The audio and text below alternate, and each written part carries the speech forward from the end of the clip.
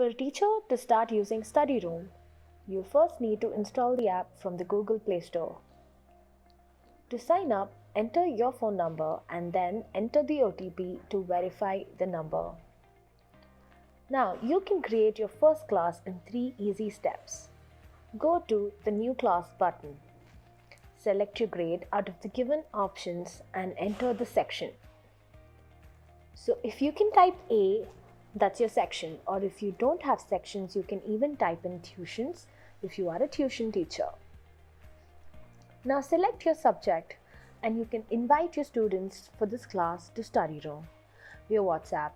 Your students can directly enter your classroom from this link. And each classroom that you create will have a separate class code.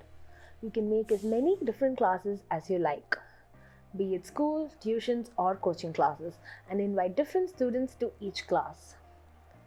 Looks like my class is ready. If you look at the top, there is new class added immediately.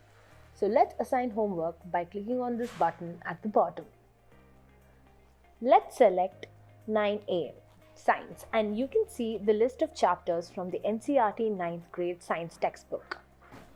I'm going to select Motion. You can select the same question numbers exactly as they are listed in the textbook.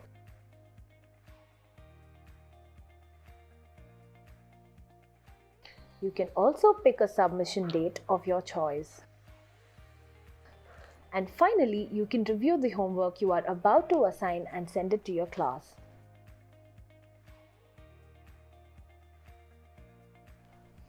You can also notify the students via WhatsApp so they can complete it on their phones. Great! Your homework card has been assigned and you can check it from the homepage itself. When you click on View Details, you can see which students have submitted it and how many are pending. And you can also see exactly the questions that were assigned.